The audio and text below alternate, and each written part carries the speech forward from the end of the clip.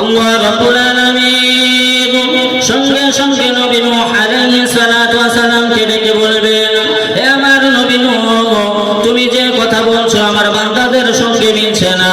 যদি তুমি দাওয়াতকে পৌঁছে দিয়ে থাকো, আমার কলেমাকে আমাদের বান্দার কাছে পৌঁছে দিয়ে থাকো, তাহলে তুমি সাক্ষী পেশ করো। সে সাক্ষী এসে যদি বলে তুমি দাওয়াত পৌঁছে দিয়েছো, আমার বান্দাদের কাছে আমার কলেমাকে পৌঁছে দিয়েছো, তাহলে আমি তোমার কথা বিশ্বাস করে নেব।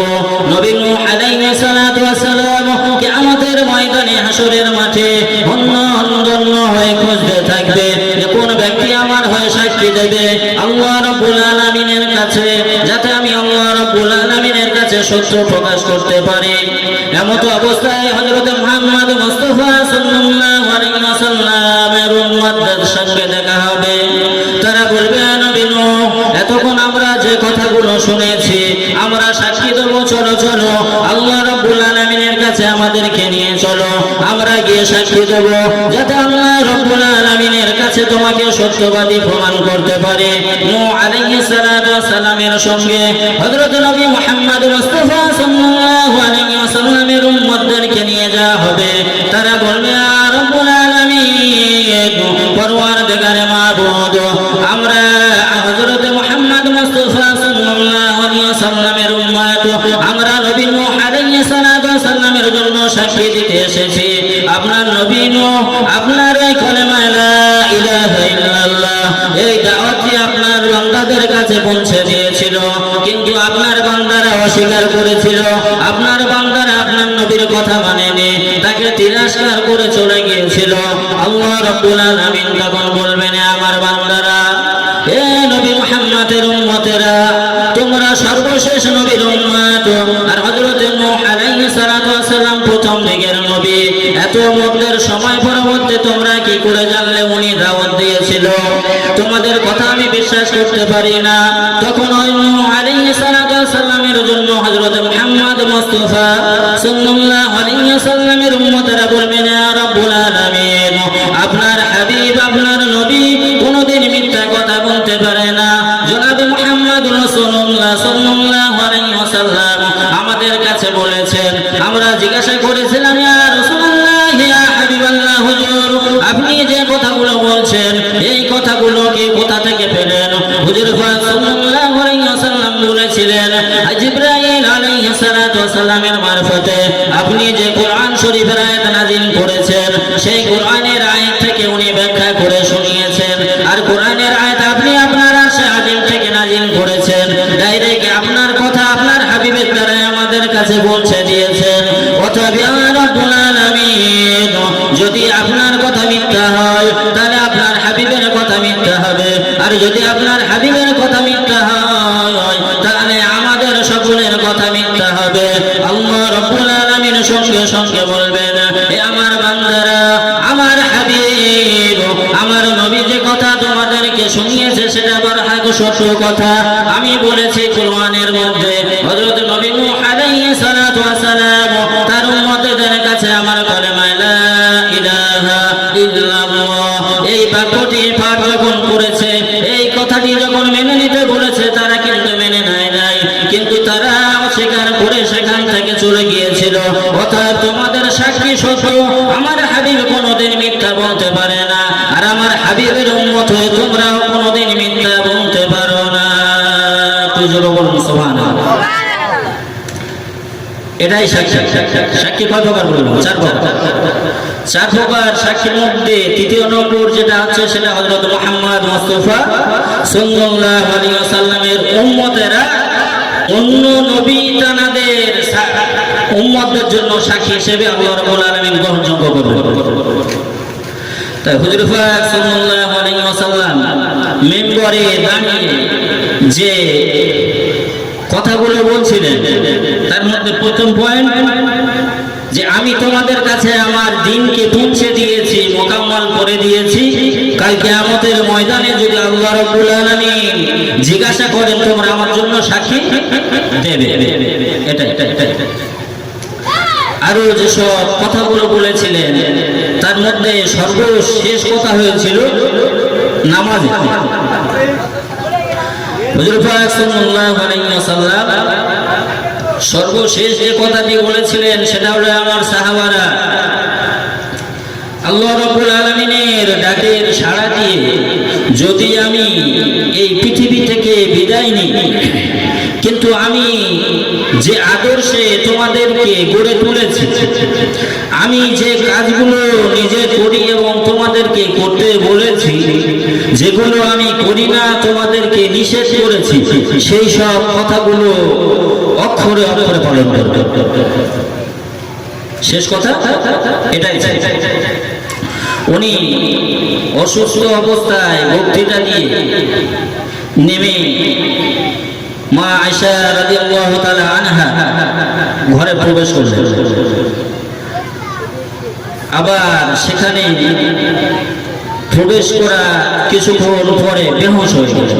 হাদিস শরীফের মধ্যে এসেছে উনি এতটা অসুস্থ অবস্থায় ছিলেন যে কিছুক্ষণ মুহূর্তে বেহুশ হয়ে যাচ্ছে, আবার আল্লাহ রাব্বুল আলামিনের ইশারায় হুঁশ ফিরে পান, আবার কিছুক্ষণের মধ্যে বেহুশ হয়ে যান, আবার কিছুক্ষণ পরে হুঁশ ফিরে পান। কিন্তু যখন উনি হুঁশ ফিরে পাচ্ছিলেন তখন মসজিদে নববীর দিকে তাকাচ্ছিলেন বারবার। মা আয়েশা রাদিয়াল্লাহু তাআলা আনহা বলছেন, আমার কোলে মাথা রেখে উনি অসুস্থ অবস্থায় শুয়ে আছেন, কিন্তু আল্লাহ রাব্বুল আলামিন যখন ওনাকে হুঁশ ফিরিয়ে দিয়েছেন তখন সঙ্গে সঙ্গে উনি মসজিদে নববীর দিকে তাকাচ্ছে। আমি জিজ্ঞাসা করলাম, ইয়া রাসূলুল্লাহ, ইয়া হাবিবাল্লাহ, হুজুর আপনি বারংবার মসজিদের দিকে তাকাচ্ছেন কেন? উনি বলেছিলেন যে নামাজের সময় হয়ে গিয়েছে, আমার সাহাবারা নামাজ আদায় করছে কিনা দেখার জন্য। হযরত আয়েশা রাদিয়াল্লাহু তাআলা আনহা বলেছিলেন, ইয়া রাসূলুল্লাহ, ইয়া হাবিবাল্লাহ, হুজুর সমস্ত সাহাবারা মসজিদে নববীতে বসে আছে, সমস্ত সাহাবারা আপনার মুখের দিকে তাকিয়ে আছে, আপনি কখন উঠে গিয়ে ইমামতি করবেন, আপনার পিছনে তারা নামাজ আদায় করবে।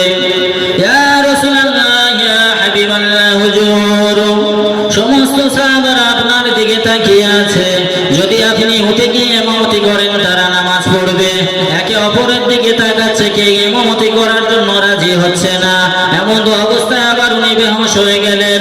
কিছুক্ষণ পরে আবার যখন হুঁশ আসলো, আবার উনি জিজ্ঞাসা করলেন, হে বিবি আয়েশা, হে বিবি আয়েশা, এখনো কি আমার সাহাবারা মসজিদে বসে আছে না তারা নামাজ আদায় করে নিয়ে চলে গেছে? মা আয়েশা রাদিয়াল্লাহু তাআলা আনহা আবার বললেন, ইয়া রাসূলুল্লাহ, ইয়া হাবিবাল্লাহ, হুজুর আপনার সাহাবারা এখনো বসে আছে, তারা কেউ নামাজ আদায় করছে না, তারা আপনার অপেক্ষা করছে, আপনি কখনো যাবেন আপনার পিছনে নামাজ আদায় করবে। এমত অবস্থায় আবার উনি বেহুশ হয়ে গেলেন। এইভাবে যখন আস্তে আস্তে রাত গভীর হতে লাগলো, সমস্ত সাহাবারা বললেন, হয়তো হুজুর পাক সাল্লাল্লাহু আলাইহি ওয়াসাল্লাম অতিরিক্ত অসুস্থ হয়ে পড়েছেন, আসতে পারবেন না, আমাদের মধ্যে থেকে কেউ জামাতে ইমামতি করুক, আমরা জামাতে নামাজ আদায় করে নিই। একে অপরের দিকে তাকায়, কেউ নামাজে দাঁড়ায় না। এমত অবস্থায় সকলে মিলে হযরত আবু বকর সিদ্দিক রাদিয়াল্লাহু তাআলা আনহুকে ছেড়ে দিলেন। ইয়া আবু বকর সিদ্দিক, যাও যাও তুমি গিয়ে ইমামতি করো, আমরা সকলে তোমাকে শপথ করলাম, সাপোর্ট করলাম, তুমি গিয়ে ইমামতি করো, তোমার পিছনে আমরা জামাতে নামাজ আদায় করব।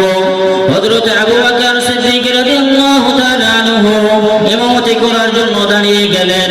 এমত অবস্থায় আবার হুজুর পাক সাল্লাল্লাহু আলাইহি ওয়াসাল্লামের হুঁশ ফিরে এলেন। উনি মা আয়েশাকে জিজ্ঞাসা করলেন, বিবি আয়েশা, ও বিবি আয়েশা, আমার সাহাবারা কি করে? আমার সাহাবারা কি নামাজ পড়ে চলে গিয়েছে? আমার সাহাবারা মসজিদে আছে না চলে গিয়েছে? আম্মা জান আয়েশা রাদিয়াল্লাহু তাআলা আনহা বলেন, ইয়া রাসূলুল্লাহ, ইয়া হাবিবাল্লাহ, হুজুর আপনার সাহাবারা জামাতে নামাজ আদায় করার জন্য দাঁড়িয়ে গিয়েছেন। উনি তখন জিজ্ঞাসা করলেন, বিবি আয়েশা, হে বিবি আয়েশা, ইমামতি করার জন্য কে দাঁড়িয়েছে? কার পিছনে সাহাবারা নামাজ আদায় করার জন্য সারিবদ্ধ হয়েছে? ও সঙ্গে সঙ্গে আম্মা জান আয়েশা বললেন, ইয়া রাসূলুল্লাহ, ইয়া হাবিবাল্লাহ, হুজুর আমার আব্বা জান, আপনার সবচেয়ে বয়স্ক সাহাবা হযরত আবু বকর সিদ্দিক ইমামতি করার জন্য দাঁড়িয়েছে, আর আবু বকর সিদ্দিকের পিছনে আপনার সমস্ত সাহাবারা দাঁড়িয়ে পড়েছে জামাতে নামাজ হুজুর পাক সাল্লাল্লাহু আলাইহি ওয়াসাল্লাম দীর্ঘ নিঃশ্বাস ফেলে বললেন, আয়েশা, হে বিবি আয়েশা, এতক্ষণ পরে আমার সাহাবারা যোগ্য ইমামকে বেছে নিয়েছে, যোগ্য ইমামকে দাঁড় করিয়ে দিয়েছে, যোগ্য ইমামের পিছনে নামাজের জন্য তারা দাঁড়িয়েছে। এখন যদি আল্লাহ রাব্বুল আলামিন আমাকে পৃথিবী থেকে তুলে নেয়, আল্লাহ রাব্বুল আলামিন যদি আমাকে পৃথিবী থেকে তুলে নেয়, আমার আর কোনো আফসোস থাকবে না, কোনো দুঃখ থাকবে না। হে বিবি আয়েশা, আমি এইটা চাচ্ছিলাম যাতে আল্লাহ রাব্বুল আলামিনের কাছে আমি আমার মৃত্যুর ডাকের সাড়া দেওয়ার আগে যোগ্য ইমামকে দেখে যেতে পারি। একটু জোরে বলুন সুবহানাল্লাহ। হুজুর পাক সাল্লাল্লাহু আলাইহি ওয়াসাল্লাম উনি জীবিত অবস্থায় এটাই চেয়েছিলেন যাতে ওনার বর্তমানে খেলাফতে হাত কার হাতে যায় সেটা দেখার জন্য উনি মনে মনে চিন্তা করেছিলেন এবং সেটাই পেয়েছিলেন। এমত অবস্থায় আস্তে আস্তে দিন যত গড়তে থাকে উনি আরো বেশি অসুস্থ হতে থাকে, দিন যত যায় উনি আরো বেশি অসুস্থ হতে থাকে। 12 রবিউল আউয়াল যে দিনটাকে উনি আমাদের কাছ থেকে পৃথিবী থেকে বিদায় নিয়েছিলেন, এই 12 রবিউল আউয়ালে আল্লাহ রাব্বুল আলামিন মালাকুল মউতকে ডেকে বললেন, মালাকুল মউত, তুমি আমার হাবিবের ঘরে যাবে, দরজার বাড়িয়ে দাঁড়িয়ে থেকে আমার হাবিবকে সালাম দেবে।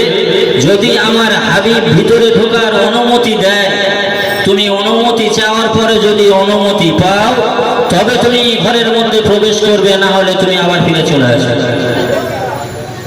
দ্বিতীয়, তোমাকে ঘরে ঢোকার অনুমতি দিল, তুমি আমার হাবিবকে জিজ্ঞাসা করবে, আর রাসূলুল্লাহ হাবিবাল্লাহ হুজুর, আল্লাহ রাব্বুল আলামিন আপনার সঙ্গে মোলাকাত করার জন্য অপেক্ষা করছেন, আমি আপনাকে নিয়ে যেতে এসেছি, আপনি যদি অনুমতি দেন তাহলে আমি আপনাকে নিয়ে যেতে চাই।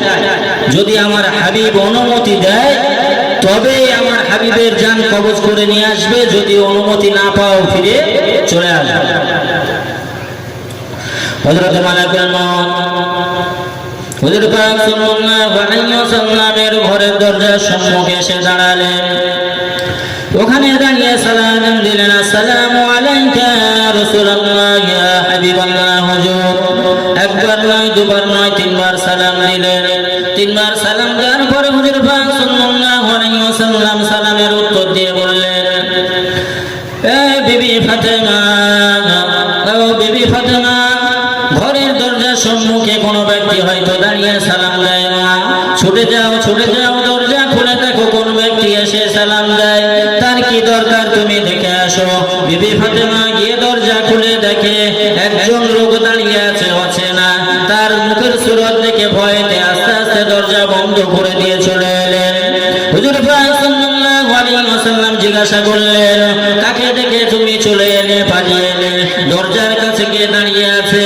তখন বিবি ফাতেমা বলেছিলেন, ইয়া রাসূলুল্লাহ ইয়া হাবিবাল্লাহ হুজুর, আব্বাজান, দরজায় এমন একটা অচেনা ব্যক্তি দাঁড়িয়ে আছে যাকে আমি চিনি না, তার সুরত চেহারা দেখে আমি ভয় পেয়ে গিয়েছি, তাই সঙ্গে সঙ্গে আপনার কাছে পালিয়ে এসেছি। তখন হুজুর পাক সাল্লাল্লাহু আলাইহি ওয়াসাল্লাম বলেছিলেন, হে মা ফাতেমা, হে বিবি ফাতেমা, শুনে নাও, শুনে নাও, ও এমন একটা ব্যক্তি দরজার কাছে দাঁড়িয়ে আছে যে মায়ের কোল থেকে ছেলেকে তুলে নিয়ে চলে যায়, মাকে অসহায় করে দেয়, মা কোনো কথা বলতে পারে না, পিতার কাছ থেকে সন্তানকে কেড়ে নেয়, সন্তানের কাছ থেকে পিতাকে তুলে নিয়ে চলে যায়, সন্তানের কাছ থেকে মাকে নিয়ে চলে যায়, আত্মীয় স্বজনদের কাছ থেকে এক এক করে একটা আত্মীয়কে নিয়ে চলে যায়, সবাই নীরব দর্শকের মতো দেখতে থাকে, কেউ কিছু বলতে পারে না। এ বিবি ফাতেমা হলো মালাকুল মউত, ওকে তুমি ভিতরে আসার অনুমতি দাও, ওকে তুমি অনুমতি দাও যাতে ও আমার কাছে আসে। তখন অনুমতি দেওয়া হলো, মালাকুল মউত এসে আবার সালাম দিলেন, আসসালামু আলাইকা ইয়া রাসূলুল্লাহ ইয়া হাবিবাল্লাহ হুজুর, আপনার আল্লাহ, আমার আল্লাহ, আপনার আল্লাহ, আমার আল্লাহ আমাকে হুকুম দিয়ে পাঠিয়েছেন, উনি অপেক্ষা করছেন আপনার সঙ্গে মোলাকাত করার জন্য, সাক্ষাৎ করার জন্য। যদি আপনি সাক্ষাৎ করতে ইচ্ছুক হন তাহলে আমি আপনার জানটা কবুল কবজ করে নিয়ে যাব। আর যদি আপনি পৃথিবীতে থাকতে চান তাহলে আমি আপনাকে রেখে দিয়ে চলে যাব। হুজুর পাক সাল্লাল্লাহু আলাইহি ওয়াসাল্লাম দিন দরদি নবী আমার সঙ্গে সঙ্গে মালাকুল মউতকে বললেন, ভাই মালাকুল মউত, তুমি হযরত জিবরাইলকে আসার সময় দাও, হযরত ভাই জিবরাইলকে আসতে দাও, সে এলে তার সঙ্গে আমার কিছু কথা আছে, তারপরে তোমার কথার আমি উত্তর দেব। আগে জিবরাইলকে আসতে দাও। উনি কথা শেষ করতে না করতে হযরত জিবরাইল আলাইহিস সালাতু ওয়াস সালাম এসে দাঁড়ালেন। ইয়া রাসূলুল্লাহ, ইয়া হাবিবাল্লাহ, হুজুর আপনার উপরে আল্লাহর রহমত বর্ষণ হোক, আপনার উপরে আল্লাহর রহমত বর্ষণ হোক। আল্লাহ রাব্বুল আলামিন আপনার জন্য অপেক্ষা করছে, আপনার সাক্ষাতের জন্য আল্লাহ রাব্বুল আলামিন অপেক্ষা করছেন। অতএব আপনি আল্লাহ রাব্বুল আলামিনের সঙ্গে সাক্ষাৎ করতে পারেন। দিন দরদি নবী আমার, উম্মত দরদি নবী আমার হযরত জিবরাইলকে জিজ্ঞাসা করলেন, ভাই জিবরাইল, আমি যদি পৃথিবী ছেড়ে বিদায় নিয়ে চলে যাই আমার উম্মতের উপায় কি হবে? এ ভাই জিবরাইল, আমার উম্মতের উপায় কি হবে? তাদের উপায়ের কথা যতক্ষণ না আমি জানতে পারি ততক্ষণ তো আমি শান্তিতে যেতে পারি না। যাও যাও, তুমি আল্লাহ রাব্বুল আলামিনের কাছে চলে যাও। আল্লাহ রাব্বুল আলামিনের কাছে গিয়ে জিজ্ঞাসা করো, আমি আমার বর্তমানে আমার উম্মতের উপায় কি হবে?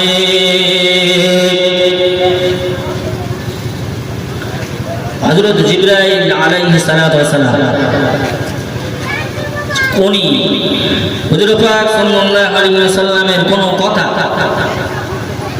বলতে দেরি হতো কিন্তু পালন করতে দেরি হতো না। যে হযরত জিবরাইল আলাইহিস সালাতু ওয়াস সালাম, বুখারী শরীফের হাদিসের মধ্যে এসেছে যে উনি একদিন হুজুর পাক সাল্লাল্লাহু আলাইহি ওয়াসাল্লামের কাছে আসতেন হেসে হেসে, হাসতে হাসতে আসতেন। হুজুর পাক সাল্লাল্লাহু আলাইহি ওয়াসাল্লাম সঙ্গে সঙ্গে ওনাকে প্রশ্ন করলেন, ইয়া আখি জিবরাইল, এ ভাই জিবরাইল, তুমি হাসছো কেন? তিনি বলছেন, ইয়া রাসূলুল্লাহ, ইয়া হাবিবাল্লাহ, হুজুর এমন একটা খবর নিয়েছি, আপনি শুনলে আপনিও খুশিতে হাসতে লাগবেন, আপনিও খুশি হয়ে যাবেন। আমি যেমন খুশি হয়ে হাসতে হাসতে আপনার কাছে এসেছি, ও খবরটা যখন আপনি শুনবেন আপনিও খুশি হয়ে যাবেন। হুজুর পাক সাল্লাল্লাহু আলাইহি ওয়াসাল্লাম বলছেন, ভাই খবর কি বলো? তিনি বলছেন, আল্লাহ রাব্বুল আলামিন আপনাকে একটা তওফা দিয়েছেন যে আপনার ৭০,০০০ উম্মত বিনা হিসাবে জান্নাতে যাবে। ওনার কথা বলতে দেখি দেরি, হুজুর পাক সাল্লাল্লাহু আলাইহি ওয়াসাল্লামের মুখটা মলিন হতে দেরি হলো। এটা খুশি হওয়ার কথা না বেরাজ হওয়ার কথা, দুঃখ হওয়ার কথা, খুশির কথা, কিন্তু উনি কি করলেন? মুখ মলিন করে নিলেন। হযরত জিবরাইল আলাইহিস সালাতু ওয়াস সালাম জিজ্ঞাসা করলেন, ইয়া রাসূলুল্লাহ, হাবিবাল্লাহ, হুজুর আল্লাহ রাব্বুল আলামিন আপনার ৭০,০০০ উম্মতকে বিনা হিসাবে জান্নাতে দেবেন, এটা তো খুশি হওয়ার কথা, আপনার মন মলিন কেন? তো তখন বলেছিলেন, ভাই জিবরাইল, আমার উম্মত তো ৬ লক্ষ, যদি ৭০,০০০ বিনা হিসেবে জান্নাতে যায় তা আমার সাহাবারা তো ৬ লক্ষ। ৬ লক্ষ যদি সাহাবা হয় তা বাকি উম্মতের কি হবে? ৭০,০০০ বিনা হিসেবে জান্নাতে যাবে, কিন্তু আমার সাহাবারা ৬ লক্ষ। তখন উনি বললেন, জিবরাইল আলাইহিস সালাতু ওয়াস সালাম, তাহলে কি ফিরে যাব? নেবেন না? নেব না বলা যাবে না, তবে চিন্তা করতে হবে, ফিরিয়ে দেওয়া যাবে না, আবার হ্যাঁ বলা যাবে না, চিন্তা করতে হবে। পাশে বসে আছেন হযরতে ওমর ফারুক রাদিয়াল্লাহু তাআলা। হুজুর পাক সাল্লাল্লাহু আলাইহি ওয়াসাল্লাম হযরত ওমর ফারুক রাদিয়াল্লাহু তাআলাকে জিজ্ঞাসা করছেন যে, ওমর কি করব? আল্লাহ রাব্বুল আলামিন ৭০,০০০ অফার দিয়েছেন যে আমার উম্মত বিনা হিসাবে জান্নাতে যাবে ৭০,০০০, কি করব?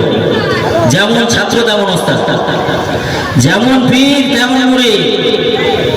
উনি তখন বলছেন, ইয়া রাসূলুল্লাহ, হাবিবাল্লাহ, হুজুর আমরা তো ৬ লক্ষ, আমরা যত আপনার সাহাবা আছি তারা ৬ লক্ষ, আপনার পুরো উম্মতের কি হবে? ফিরিয়ে দেন। হুজুর পাক সাল্লাল্লাহু আলাইহি ওয়াসাল্লাম বলছেন, ভাই জিবরাইল, আলোচনা হয়ে গেছে, মাশওয়ারা হয়ে গেছে, আল্লাহ রাব্বুল আলামিনের কাছে ফিরে যান, গিয়ে বলো কিছু বাড়াই দিতে, যাতে বাড়িয়ে দেয়। পুরো ফিরিয়ে দেবো না, না বলবো না, বাড়িয়ে নিয়ে আসে, যেটা আছে ওটা থাকবে, ওর সঙ্গে আরো বাড়িয়ে নিয়ে আসে। আল্লাহ তো আল্লাহ।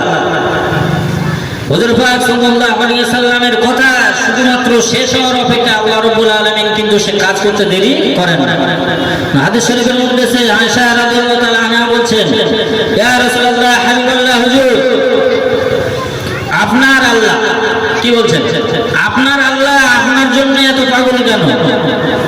আপনি কথা বলতে শেষ করেন না, আপনার আল্লাহ সেটা পালন করার জন্য উঠে লাগে। এখানে কি আল্লাহকে তফাৎ করা হলো? তফাৎ করলেন না, এটাই গুরুত্ব দিলেন যে হুজুর পাক সাল্লাল্লাহু আলাইহি ওয়াসাল্লাম মাহবুব যেমন হবে প্রেমিকও সেরকম হবে। প্রেমিক প্রেমিকার কথা কি, প্রেমিক যদি কোনো কথা বলে প্রেমিকা সঙ্গে সঙ্গে মাথা নত করে মেনে নেবে। আল্লাহ রাব্বুল আলামিন বন্ধুকে নারাজ করতে চান না। যে বন্ধুর জন্য পুরো কুল খায় না সে বন্ধুকে অসন্তুষ্ট করতে চান না। তাই হযরত আয়েশা রাদিয়াল্লাহু তাআলা বললেন যে আপনার আল্লাহ আর আমার আল্লাহ আর হযরত ইব্রাহিম আলাইহিস সালাতু ওয়াস সালামের আল্লাহ, সকল আল্লাহ কি তফাৎ? উনি কিন্তু একজন আল্লাহকে তফাৎ করলেন না, শুধু বোঝাতে চাইলেন যে আমরা আল্লাহ রাব্বুল আলামিনের কাছে চাইলে সঙ্গে সঙ্গে পাই না, কিন্তু আপনার মুখ থেকে কথা বেরোতে দেরি কিন্তু কাজ হতে দেরি হয়। হযরত জিবরাইল আলাইহিস সালাতু ওয়াস সালাম চলে গেলেন।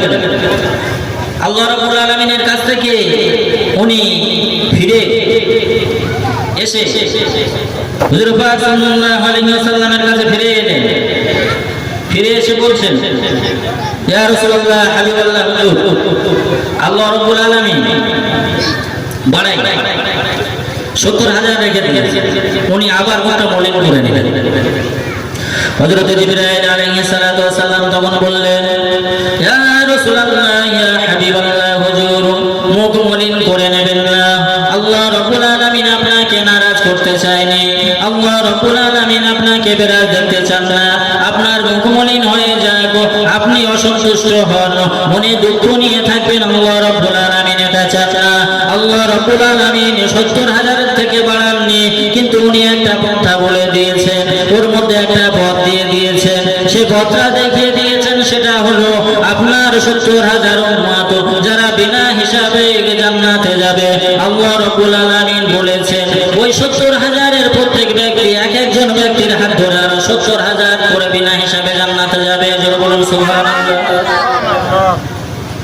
প্রথমে নিয়ে আসলো কথা 70,000, ওই 70,000 প্রতি ব্যক্তির হাতে আরো 70,000 করে জান্নাতে যাবে। তাহলে কত বড়? কম বেশি এদিক ওদিক করে দেখলে দেখা যাবে প্রায় 400 কোটির অধিক উম্মত বিনা হিসাবে জান্নাতে যাবে। যেমন রোজার ইফতারিতে বলা হয় প্রতিদিন আল্লাহ রাব্বুল আলামিন রমজান মাসে 70,000 করে জাহান্নামীদেরকে নাজাত দিয়ে দেয়। ওখানে শুধু ওই 70,000 নয়, ওটাও বলা আছে যে ওদের প্রতিজনের হাত ধরে আরো 70,000 করে আল্লাহ রাব্বুল আলামিন নাজাত দিয়ে দেন। জোরে সুবহানাল্লাহ। আমরা সেই নবীর শানে মিলাদুন নবী কায়েম করে আজকের এখানে বসেছে। যে নবীকে আল্লাহ রাব্বুল আলামিন নারাজ করতে চান না, আর যে নবী এই উম্মতের নারাজগি দেখে পৃথিবী ছাড়তে চান না। হযরত ওমর ফারুক রাদিয়াল্লাহু তাআলা আনহু উনি এমন একজন ব্যক্তি ছিলেন যে আল্লাহ রাব্বুল আলামিন যে ফায়সালা করেছেন সেরকম কথা উনি আগে বলেছেন, তার উপরে ফায়সালা ওনার কথা হুজুর পাক সাল্লাল্লাহু আলাইহি সাল্লাম দুজনে মিলে মাশওয়ারা করলেন। হযরত জিবরাইল আলাইহিস সালাতু ওয়াস সালাম উনি চলে গেলেন, ফিরে এলেন কতটা নিয়ে, যে প্রতি জনার হাতে আরো 70,000 করে যাবে।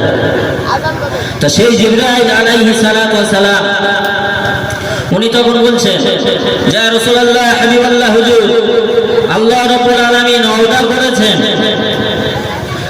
আপনাকে যতক্ষণ পর্যন্ত না জান্নাতে দেওয়া হবে, আপনার উম্মতদেরকে যতক্ষণ পর্যন্ত না জান্নাতে দেওয়া হবে, আর কোন নবীর উম্মত আর কোন নবী জান্নাতে যাবে না যতক্ষণ পর্যন্ত না আপনার নবী আপনার উম্মতেরা জান্নাতে যাবে। তাই আল্লাহ রাব্বুল আলামিন সমস্ত নবীর উম্মতদের জন্য জান্নাত হারাম করে রেখেছেন ওই সময় পর্যন্ত, যে সময় পর্যন্ত না আপনার সমস্ত উম্মত জান্নাতে চলে যায়। জোরে বলুন সুবহানাল্লাহ। তখন হুজুর পাক সাল্লাল্লাহু আলাইহি ওয়াসাল্লাম বললেন, এই ভাই জিবরাইল, তোমার এই কথাটা শুনে আমি খুশি হলাম, তোমার কথাটা শুনে আমি খুশি হলাম। ভাই মালাকুল মউত, এবারে তুমি তোমার কাজ করতে পারো। আমি যে কথা জন্য এতক্ষণ চিন্তিত ছিলাম, ভাই জিবরাইলের মারফতে আল্লাহ রাব্বুল আলামিন যে পুরস্কার আমার দিয়েছে, আমি খুশি। এখন তুমি তোমার কাজ করতে পারো। মালাকুল মউত তখন হুজুর পাক সাল্লাল্লাহু আলাইহি ওয়াসাল্লামকে নিয়ে চলে যাওয়ার জন্য প্রস্তুতি নিচ্ছেন। ওদিকে আল্লাহ রাব্বুল আলামিন যখন পাঠায় তখন বলে দিয়েছিলেন যে মালাকুল মউত, তুমি আমার নবীর কাছে এমন রূপ ধারণ করে যাবে যাতে আমার নবীকে তোমার দেখে কোনো অসঙ্গতি মনে না হয়। সুন্দর সুরাত নিয়ে যাবে এবং এত হালকা ভাবে যান কবজ করবে যাতে আমার নবীর কোনো কষ্ট না হয়। এটাই উনি বারংবার আল্লাহ রাব্বুল আলামিন বলে দিয়েছিলেন যে আমার হাবিবের কষ্ট দেওয়া যাবে না। একটু দরুদ শরীফ পড়ুন। আল্লাহুম্মা সাল্লি আলা